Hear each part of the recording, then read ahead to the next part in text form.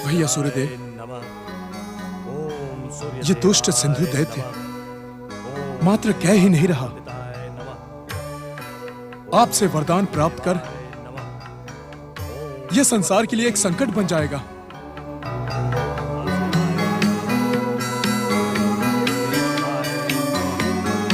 ओम भास्कराय नमः, ओम सूर्यदेवाय नमः, ओम देवासुर वंदिताय नमः। भैया सूर्यदेव। प्रणाम देवराज।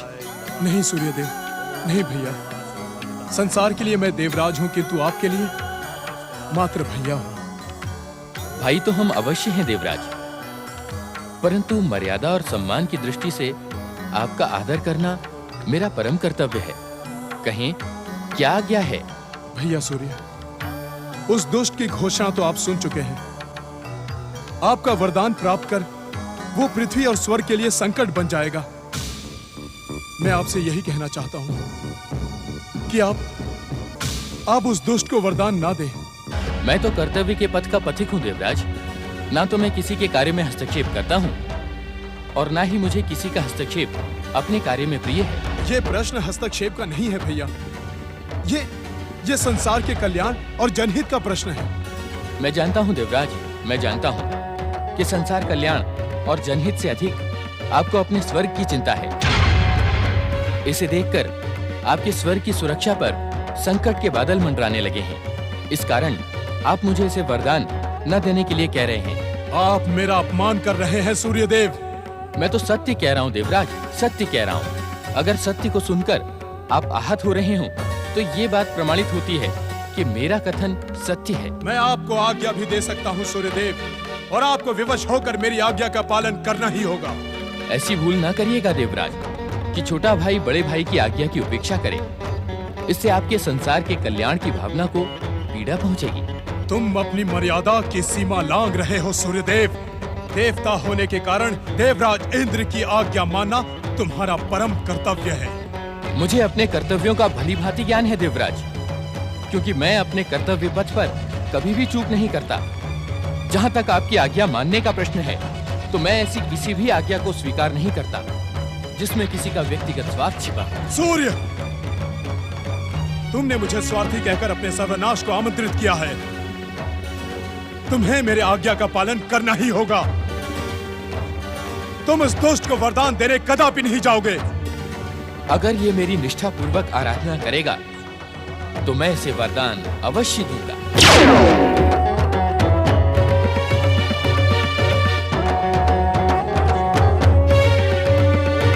देवराज इंद्र की उपेक्षा करके तुमने उचित नहीं किया सूर्यदेव। समय आने पर इसका दंड मैं तुम्हें अवश्य दूंगा।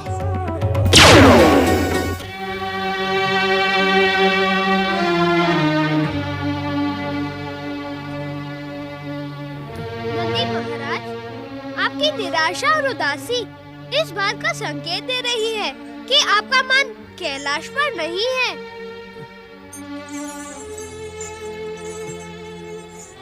नहीं मयूरेश्वर, ऐसी कोई बात नहीं है। तो फिर कैसी बात है नंदी महाराज? अच्छा एक बात तो बताओ, गौरी पुत्र श्री गणेश और भैया कार्तिकेय का मिलन अवश्य ही आनंदमय रहा होगा। माता पार्वती भी लंबे समय के पश्चात भैया कार्तिकेय को देखकर अत्यंत प्रसन्न हुई होंगी। हाँ मयूरेश्वर, वो दृश्य अत्यंत आनंददायक था। दोनों भाई गले मिल रहे थे। माता पार्वती तो कुमार कार्तिकेय को हृदय से लगा रही थी। नाना नानी के तो हर्ष का ठिकाना ही नहीं था। सत्य तो ये है कि मेरा मन भी कर रहा था कि सदा सदा के लिए हम वहीं रह जाएं। उनमें से किसी को भी मेरा स्मरण नहीं हुआ नंदी महाराज। क्या उनमें से कोई भी मुझसे मिलने का इच्छुक नहीं था?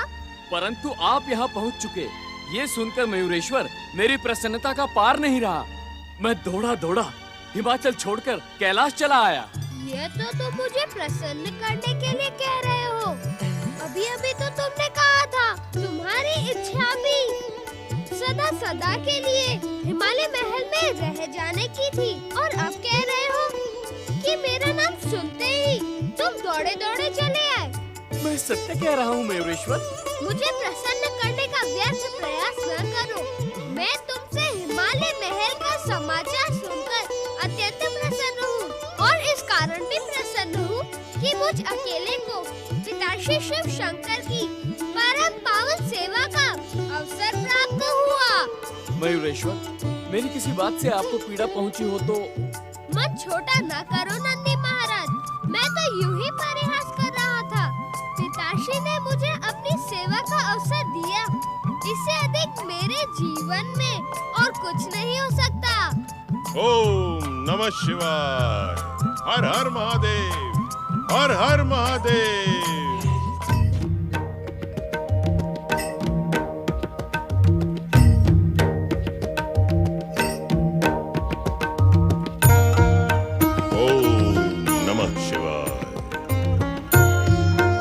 देवादिदेव महादेव, आपसे तो इस संसार की कोई भी घटना अनजानी नहीं रहती। आप किस घटना का उल्लेख कर रहे हैं दैत्य गुरु?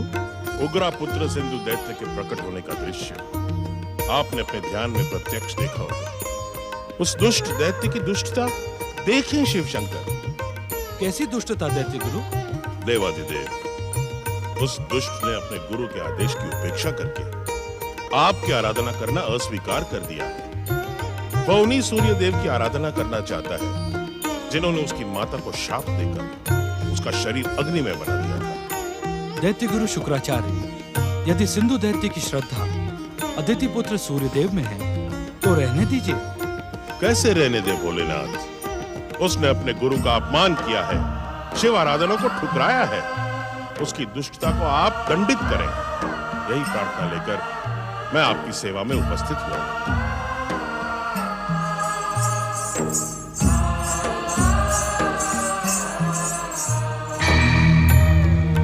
प्रणाम पिताश्री। मुझे देखकर चकित होने की आवश्यकता नहीं है दैत्य गुरु। मैं तो पिताश्री भगवान शिव की इच्छा और परम देव श्री महागणेश की महान लीला का ही एक प्रतीक हूँ। आश्चर्य है दैत्य गुरु शुक्राचार्य, श्री महागणेश के प्रतीक मयूरेश्वर गणेश को देखकर भी आपने इनको नमन नहीं किया। दैत्य गुरु, क्या नमन करने की अद्भुत शक्ति से आप अपरिचित हैं? भोलेनाथ, नमन की अद्भुत शक्ति से मेरा परिचय सीमित है। दैत्य जाति में नमन की परंपरा नहीं है। मैं आपसे निवेदन करता हूँ महादेव कि मुझ अज्ञानी को नमन की अद्भुत शक्ति का परिचय दें। शुक्राचार्य, जब नमन करने के लिए आपके दोनों हाथ जुड़ते हैं और आपका मस्तक झुकता है तो आपके हृदय का द्वार खुल जाता है। आपका नमन स्वीकार करने वाला बिना किसी बाधा के आपके हृदय में प्रवेश करके आपकी समस्याओं का समाधान कर देता है। अर्थात? दैत्य गुरु, इस समय आप जो समस्या लेकर कैलाश में उपस्थित हुए हैं उसका समाधान भी मयूरेश्वर गणेश ही करेंगे। आप इनका पूर्ण समर्थन के साथ नमन करें। जो आज्ञा भोलेनाथ। नमन की अद्भुत शक्ति का ज्ञान आपसे पाकर मेरा जीवन धन्य हो गया। ओम मयूरेश्वराय नमः। मुझे क्षमा करें मयूरेश्वर श्री गणेश, परिचय न होने के कारण मैं आपको पहचान न सका। अनजाने में हुई मेरी इस भूल को आप क्षमा करें। आप अनजान हैं, मैं यह मान लेता हूँ, परंतु इतने भी अनजान नहीं है कि परम देव श्री महागणेश के प्रतीक स्वरूप को देखकर भी पहचान न सके। फिर भी मैं आपको सच्चे मन से क्षमा करता हूँ और आपको विश्वास दिलाता हूँ कि पाप का घड़ा भरने पर सिंधु दैत्य का सर्वनाश अवश्य होगा। मयूरेश्वर श्री गणेश, आपकी कृपा वचन सुनकर सिंधु दैत्य के प्रति मेरे मन में उमड़ती प्रतिशोध की ज्वाला को शांति मिली है। मैं आपको सच्चे हृदय से धन्यवाद देता हूँ। आपकी जय हो। भोलेनाथ, यदि आप आज्ञा दें तो मैं एक निवेदन और करना चाहता हूँ। अवश्य। आप अपनी आराधना करने वाले पातालवासी असुर देवांतक और नारांतक पर कृपा करें, उन्हें अपना वरदान देकर अनुग्रहित करें। न जाने क्यों प्रायः ऐसा प्रतीत होता है कि आप दैत्य गुरु शुक्राचार्य नहीं अपितु राजनीति के सर्वोच्च शिखर पर बैठे एक राजा हैं। जो राजनीति के क्षेत्र में विजय पाने के लिए अपना पासा फेंकता रहता है। मैं कुछ समझा नहीं महादेव। एक ओर तो आप सिंधु दैत्य का सर्वनाश करवाना चाहते हैं और दूसरी ओर नरांतक और देवांतक का उद्धार करवाना चाहते हैं। दैत्य गुरु, एक गुरु के लिए उसके सभी शिष्य समान होने चाहिए। शिव शंकर, आपकी आराधना ठुकराने के कारण ही सिंधु दैत्य मेरे क्रोध का भागीदार बना। जहाँ तक देवांतक और नरांतक का प्रश्न है, अभी देवांतक और नरांतक को लंबे समय तक तपस्या करनी होगी, क्योंकि उनको पिछले दुष्कर्मों से मुक्ति प्राप्त करने में समय लगेगा। दैत्य गुरु, स्वर्ण जब अग्नि में तपाया जाता है तभी वो आभूषण बनने के योग्य होता है। इसलिए आप धैर्यपूर्वक प्रतीक्षा करें। जो आज्ञा भोलेनाथ। श्री महागणेश की कृपा से आपकी दोनों मनोकामनाएं अवश्य सफल होंगी। आपका कल्याण हो। ओम नमः शिवाय। पिताश्री, क्या आप स्वयं अपने परम भक्त शुक्राचार्य की कामनाएं पूर्ण नहीं कर सकते थे? आपने ये कार्य श्री महागणेश की कृपा पर क्यों छोड़ दिया? मयूरेश्वर, हमारे मुख से असत्य वचन कभी नहीं निकलते। भविष्य में जो घटना है वर्तमान में हमारे मुख से निकल चुका है, और जो कुछ भी होगा श्री महागणेश की कृपा और उनकी इच्छा मात्र से होगा, और उसके माध्यम श्री महागणेश के तीनों अवतार बनेंगे। पिताश्री के वचनों पर विश्वास रखें नंदी महाराज। जो कुछ भी होगा वह इनके कथन के अनुसार ही होगा। मेरे जन्म को शापित करने वाले सूर्यदेव, मुझे दर्शन दे। मुझे बताएं कि मैं अपने आप को सर्वशक्ति संपन्न दैत्य शक्ति का धारक कैसे बनाऊं। शापित ही सही, परंतु आप ही मेरे जन्मदाता हो। मुझे दर्शन दे सूर्यदेव, मुझे दर्शन दे। मुझे दर्शन दे सूर्यदेव, मुझे दर्शन दे। मुझे दर्शन दे सूर्यदेव, मुझे दर्शन दे। वत्स सिंधु, तुमने सच्चे हृदय से मुझे पुकारा। इस कारण हम तुम्हारी माता के अपराध और पिछली सभी बातों को भूलकर यहाँ प्रकट हुए हैं। देव देवेश्वर भगवान सूर्यदेव की जय। विवस्वान भगवान सूर्यदेव की जय। सिंधु, हमारे भाई देवराज इंद्र ने हमें चुनौती दी है कि हमारा वरदान पाकर भी तुम स्वर्ग विजय नहीं कर पाओगे। भैया इंद्र अपनी विशाल देवसेना के साथ युद्ध में परास्त करके तुम्हें नष्ट कर देंगे। सूर्यदेव, आपके वरदान की शक्ति के साथ मैं इंद्र के अहंकार को खंडित कर दूंगा। मेरी महापराक्रमी और वरदानी शक्ति के सामने इंद्र को पराजय स्वीकार करनी ही होगी। मुझे तुम्हारी शक्ति पर विश्वास है सिंधु, परंतु शक्ति का दुरुपयोग मुझे प्रिय नहीं। यदि मेरा वरदान पाकर तुम अपनी शक्ति का दुरुपयोग न करने का वचन दो तो मैं तुम्हें परामर्श दे सकता हूँ। कैसा परामर्श भगवान? हम तुम्हें अतुल बल और अपनी इच्छा के अनुसार रूप बदलने और विशाल दैत्य सेना प्रकट करने का वरदान देना चाहते हैं। तो विलंब क्यों भगवान? विलंब क्यों? मुझे मेरा मनोवांछित वरदान प्रदान करें। वरदान पाने की योग्यता प्रकट करनी होती है सिंधु। कैसी योग्यता सूर्यदेव? अपना मनोवांछित वरदान पाने के लिए अब तुम अपनी माता से भी अधिक निष्ठा के साथ हमारी आराधना सहित तपस्या का प्रारंभ करो। क्या बिना तपस्या के वरदान प्राप्त नहीं हो सकता? नहीं, बिना तपस्या के वरदान देना विधि और विधान के विरुद्ध है। हाँ, हम तुम्हें विश्वास दिलाते हैं कि तुम्हारी तपस्या से हम शीघ्र प्रसन्न होकर तुम्हें वरदान देंगे। जो आज्ञा भगवान। मैं इसी स्थान पर आपकी आराधना सहित तपस्या प्रारंभ करता हूँ। मेरी प्रसन्नता के कारण तुम्हारे भीतर कठोर तपस्या के योग्य संयम प्रकट होगा।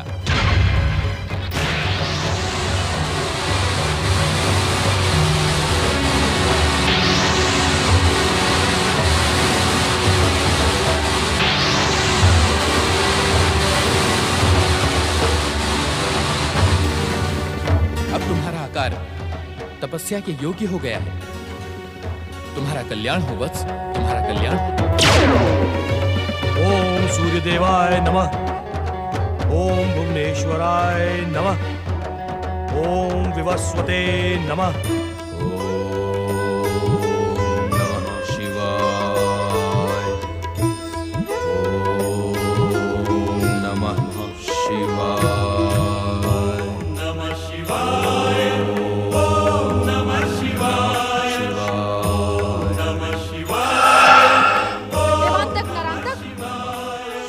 परिश्रम कर रहे हो? शुक्राचार्य ने तुम्हें शिव आराधना का परामर्श दिया है, किंतु इतनी लंबी तपस्या के पश्चात भी उनके आराध्य शिव शंकर तुम्हें वरदान देने के लिए प्रकट नहीं हुए। बंद करो ये शिव आराधना।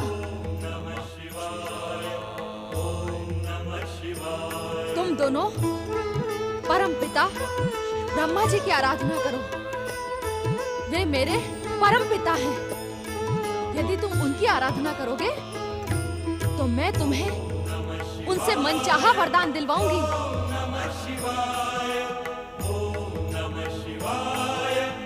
तीनों तारक पुत्रों तारकाक्ष, कमलाक्ष और विद्युन्माली ने ब्रह्मदेव से त्रिपुरों का वरदान पाया है। वे तीनों संसार का सर्वश्रेष्ठ सुख भोग कर रहे हैं। तुम दोनों भी ब्रह्मा जी की आराधना करो। हाँ, ब्रह्मा जी की आराधना करो।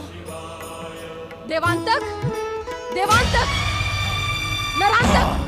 दैत्य माता दीदी, तुमने हमारी वर्षों की शिव तपस्या को खंडित करके बहुत बड़ा अपराध किया है। तुम दैत्य माता नहीं, दैत्यों की शत्रु हो, शत्रु। इस अपराध के लिए हम तुम्हें कदापि क्षमा नहीं करेंगे दैत्य माता। मैं तुम्हारी शुभ चिंतक हूँ। मैं तुम्हें उचित परामर्श देने के लिए यहाँ आई थी। मेरा परामर्श मान लेना ही तुम्हारा कल्याण है।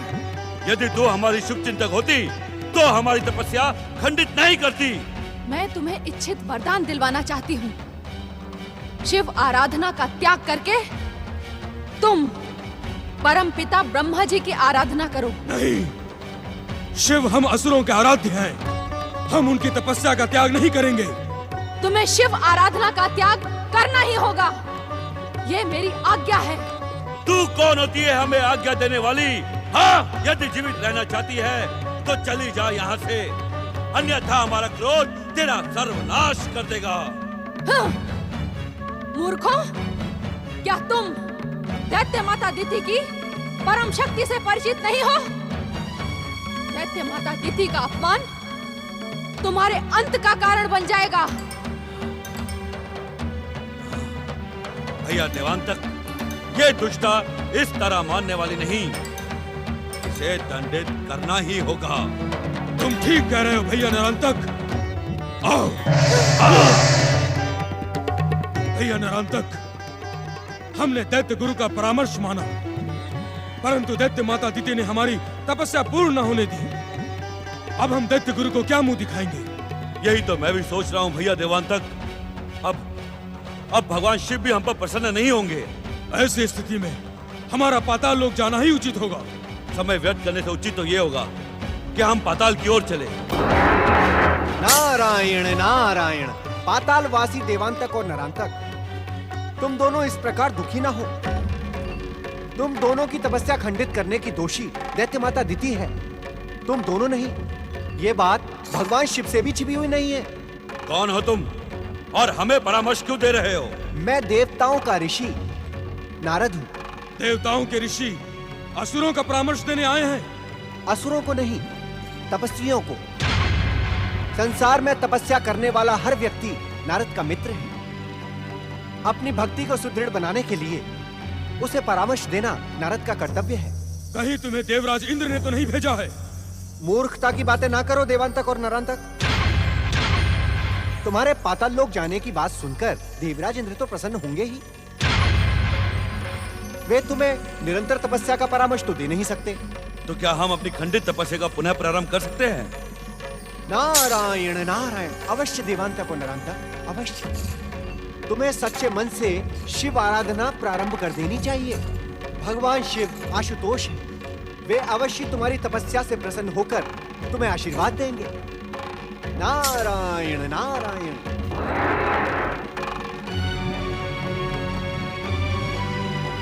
अब विलंब करना उचित नहीं है भैया नरांतक। हमें शीघ्र ही पुनः शिव आराधना आरंभ करनी चाहिए। गजानन और कार्तिकेय खेल से लौटते ही होंगे। जया विजया से कहो उनकी भोजन का प्रबंध करें। जो आज्ञा।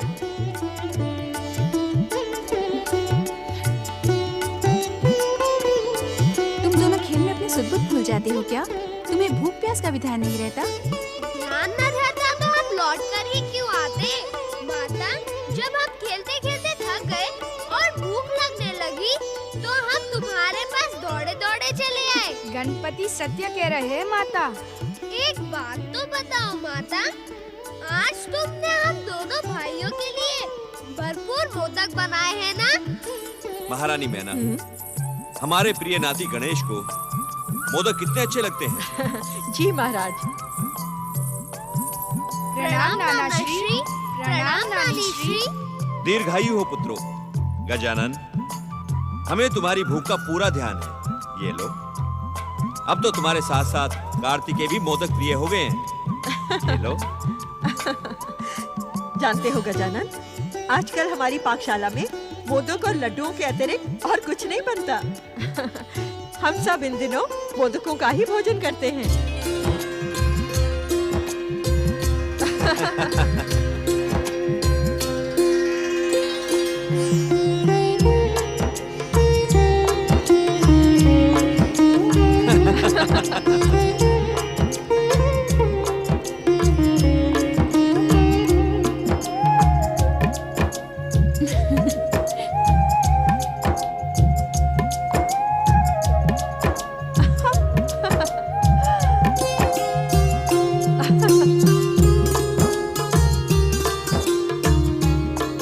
जय विजया, शीघ्रता से जाओ, दासियों से कहो और मोदक लेकर आए।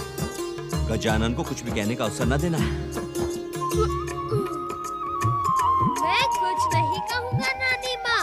ये डकार तो ये दिखाने के लिए थी कि हम दोनों अभी तृप्त नहीं हुए हैं। ओम महागणेशाय नमः। प्रणाम देवर्षि। आपका कल्याण। आप उचित समय पर पधारे हैं देवर्षि। नानी माँ, देवऋषि के लिए कुछ प्रसाद और मंगवाइए। ये विश्व भ्रमण करके आ रहे हैं। इनकी भूख तो हमसे कई गुना अधिक होगी। एक दंत, मेरी भूख तो आप सभी के एक साथ दर्शन पाकर शांत हो गई है। मुझे प्रसाद की आवश्यकता नहीं है। देवर्षि, लोक दिखावे के लिए औपचारिकता आवश्यक होती है, परंतु अपने ही घर में दिखावे की क्या आवश्यकता है? मन ही मन तो आप मोदक खाने को उत्सुक होंगे और दिखाने के लिए अस्वीकार कर रहे हैं। संकोच न करें देवर्षि। ब्रह्मा जी के पुत्र नारद जी को भोजन कराने से जो महान पुण्य प्राप्त होगा, उससे हमें वंचित न करें। नारायण नारायण। एक दंत दयावंत, जैसी आपकी आज्ञा। भला गौरीपुत्र गणेश का प्रसाद खाने के लिए इस संसार में कौन उत्सुक नहीं होगा। ठीक है, मैं अभी आपके लिए मोदकों का प्रबंध करवाती हूँ। देवर्षि, आपने अब तक माता को संसार का नवीन समाचार नहीं सुनाया। मैं वही समाचार सुनाने तो आया हूँ। माता, इस समय आपके संसार में बहुत उथल पुथल चल रही है। उथल पुथल अर्थात? नारायण नारायण। माता, एक ओर तो सूर्य देव द्वारा शापित महारानी उग्रा का पुत्र सिंधु दैत्य सूर्य देव की तपस्या कर रहा है, तो दूसरी ओर शुक्राचार्य द्वारा प्रेरित देवांतक और नरांतक भगवान शिव की तपस्या कर रहे हैं। तीनों लोगों का साम्राज्य पाने के लिए असुर जाति सदा से ही तपस्या और साधना करती आ रही है। इसमें नवीनता कैसी? नवीन विषय ये है माता कि सिंधु दैत्य की तपस्या को लेकर देवराज इंद्र और सूर्य देव में विवाद खड़ा हो गया है। विवाद तो होगा ही। देवराज को किसी की भी तपस्या और साधना प्रिय नहीं। नारायण नारायण माता, देवराज इंद्र सूर्य देव को अपने आदेश की सीमा में बांधकर विवश कर रहे हैं कि वे सिंधु दैत्य को वरदान देने ना जाएं। तपस्वियों के तप मार्ग में बाधा पहुंचाकर देवराज भयानक भूल कर रहे हैं। निरंतर अपने कर्मों के प्रति समर्पित रहने वाले सूर्यदेव देवराज के स्वार्थ का साधन कदापि नहीं बनेंगे, ऐसा मेरा विश्वास है। आपका विश्वास सत्य का प्रमाण है माता। सूर्य देव ने स्वयं ही सिंधु दैत्य को तपस्या के लिए प्रेरित किया है, परंतु क्या देवर्षि? नारायण नारायण माता, इन तीनों असुरों को वरदान प्राप्त होने से इस संसार का वातावरण कितना भयानक हो जाएगा। मैंने जब इस विषय में परमपिता ब्रह्मा जी से पूछा तो उन्होंने कहा कि कोई भी अवतार अपना कार्य पूर्ण किए बिना अपने मूल रूप में विलीन नहीं होता। मयूरेश्वर श्री गणेश को अभी कई महान कार्य करने हैं। वे उसी की प्रतीक्षा कर रहे हैं। समय आने पर वे स्वयं प्रकट होंगे। मैंने परम पिता ब्रह्मा जी की भविष्यवाणी सुन ली है देवर्षि। उन तीनों असुरों का उद्धार परम देव श्री महागणेश के दोनों अवतार करेंगे। परंतु आप भी तो श्री महागणेश के अवतार हैं गौरीपुत्र श्री गणेश। मैं अवतार अवश्य हूँ, परंतु उससे पूर्व गौरीपुत्र हूँ। माता ने जन्म जन्मांतरों की साधना के पश्चात मुझे पाया है। क्यों माता? नारायण नारायण।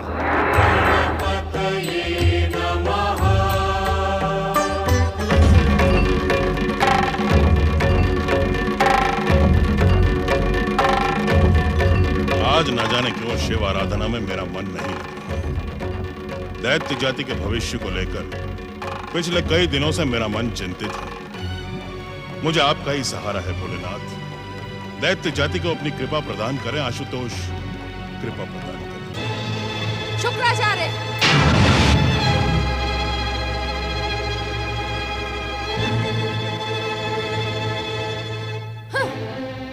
अपने आश्रम का स्थान बदलकर भी आप मेरी दृष्टि से छुप नहीं सकते। जान सकती हूँ कि आपने मुझे सूचना दिए बिना अपने आश्रम का निर्माण इस गुफा में क्यों कर लिया? दैत्य माता दीदी, मैंने आश्रम का स्थान परिवर्तन आपसे छुपने के लिए नहीं किया है। आश्रमों में रहने वाला प्रत्येक मुनि चतुर्मास प्रारंभ होने से पहले किसी अन्य स्थान पर अपने आश्रम का निर्माण कर लेता है। मैंने भी उसी परंपरा का पालन किया है। मैं आपकी परंपराओं से भली भांति परिचित हूँ शुक्राचार्य। शिव आराधना का ढोंग करने वाले वास्तव में आप दैत्य गुरु नहीं, दैत्य शत्रु हैं। देवांतक और नरांतक को शिव आराधना का परामर्श देकर आपने उन्हें भ्रमित किया है। दैत्य माता, अपना दोष दूसरे के मस्तक पर मढ़ देने में आपकी चतुराई जगत प्रिय है। दैत्य माता दीदी, मैं जानता हूं कि आपने उन दोनों की तपस्या को खंडित किया है, उनके वर्षों के परिश्रम को व्यर्थ कर दिया है। मैं उन्हें ब्रह्मदेव की आराधना का परामर्श देना चाहती थी, किंतु तुम्हारी मायावी शक्ति के सम्मुख उन्होंने मेरी उपेक्षा करने की भूल की है, जिसका परिणाम उन्हें भुगतना ही होगा। परिणाम उन्हें नहीं दैत्य माता, परिणाम तो आपको भुगतना होगा। शिव आराधना खंडित करने का दोष आपको भोगना होगा। शिव मुझे क्या दंडित करेंगे? मैं स्वयं अपनी दानवी शक्ति से शिव और श्री महागणेश के संसार में भूचाल ला दूंगी। सावधान दैत्य माता, सावधान। भगवान शिव का अपमान करके आप अपने सर्वनाश की भूमिका रच रही हैं। उपेक्षा और तिरस्कार के कारण आपका मानसिक संतुलन बिगड़ गया है। मानसिक संतुलन मेरा नहीं, तुम्हारा बिगड़ा है शुक्राचार्य। शिव को प्रसन्न करने के चक्कर में तुम दैत्य और असुरों को अनुचित शिक्षा देते हो। मैं तुम्हारे इस कार्य को कभी भी क्षमा नहीं करूंगी। मुझे आपकी क्षमा की आवश्यकता नहीं है दैत्य माता। इस समय तो चिंतित होने के स्थान पर आप दैत्य जाति के विरुद्ध षड्यंत्र रच रही हैं। इस समय चिंतित होने का मुझे तो कोई कारण दिखाई नहीं देता। महारानी उग्रा के पुत्र सिंधु दैत्य ने मेरी आज्ञा को ठुकराकर सूर्य देव की आराधना प्रारंभ कर दी है। वो सूर्य देव को प्रसन्न करके शीघ्र ही उनसे वरदान प्राप्त कर लेगा और देवांतक और नरांतक से पहले स्वर्ग पर अधिकार कर लेगा। इस पर तो तुम्हें प्रसन्न होना चाहिए शुक्राचार्य। यदि कोई दैत्य स्वर्ग पर अधिकार करता है तो तुम क्यों चिंतित हो रहे हो? सिंधु दैत्य के स्वर्ग पर अधिकार प्राप्त कर लेने से दैत्य जाति को तनिक भी लाभ नहीं होगा। वो दैत्य जाति और दैत्य गुरु की उपेक्षा करके सूर्य आराधना कर रहा है। उधर देवराज इंद्र ने सूर्य देव को सिंधु की तपस्या सफल ना करने का आदेश दिया है। दैत्य माता, यही मेरी चिंता का कारण है। तो क्या सूर्य देव सिंधु दैत्य की तपस्या सफल नहीं करेंगे? सिंधु दैत्य को लेकर सूर्य देव और देवराज इंद्र में विवाद प्रारंभ हो गया है। सूर्य देव ने दृढ़ निश्चय किया है कि वे तपस्वी को उसकी तपस्या का फल अवश्य प्रदान करेंगे।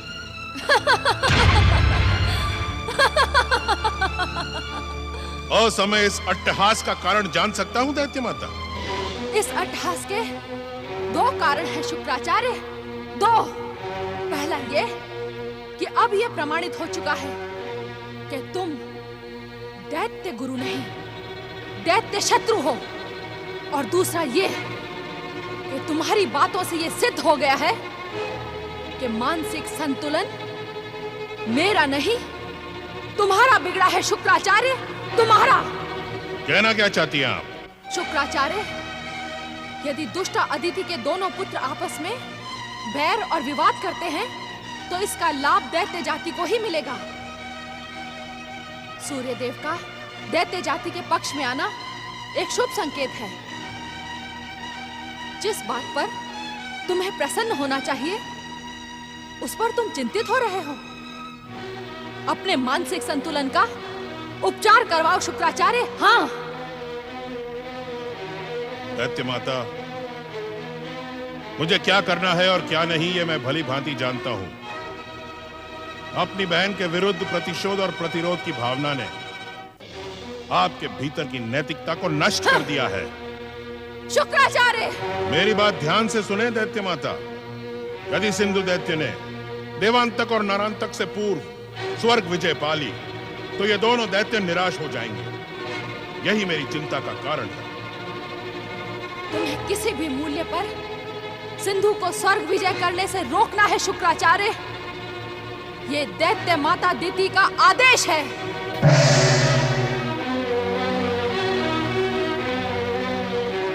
दैत्य माता दिति, मैं आपके आदेश की सीमा में बंधा नहीं। ओम भास्कराय नमः। ओम सूर्य देवाय नमः।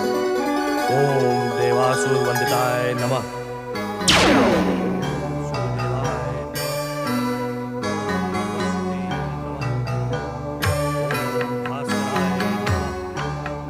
ओम सूर्यदेवाय नमः। ओम विवस्वते नमः। ओम भास्कराय नमः। अग्निदेव, जैसे जैसे सिंधु दैत्य की तपस्या पूर्णता की ओर बढ़ रही है वैसे वैसे देवताओं के मध्य संघर्ष की संभावना बढ़ती जा रही है। हाँ वरुण देव, सिंधु दैत्य को वरदान देकर सूर्यदेव हम देवताओं के विरुद्ध षड्यंत्र कर रहे हैं। हमें उनको रोकने का कोई ना कोई उपाय सोचना ही होगा। यदि तुम तीनों सूर्यदेव के षड्यंत्र को खंडित करना चाहते हो तो सिंधु की तपस्या को पूर्ण नहीं होने देना। अर्थात देवराज, हम सिंधु की तपस्या में बाधा उत्पन्न करें? हाँ, यदि उसकी तपस्या पूर्ण ही नहीं हुई तो सूर्यदेव उसे वरदान क्या देगा?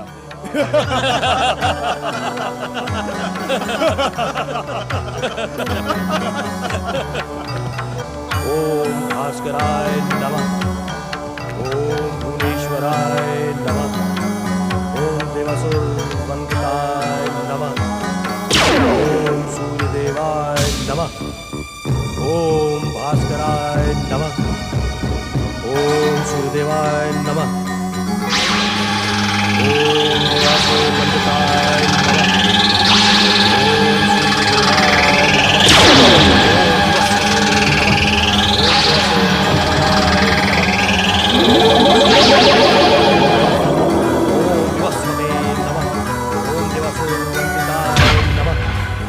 एक तपस्वी की तपस्या में बाधा पहुंचाकर तुमने देवताओं के नाम को कलंकित कर दिया है।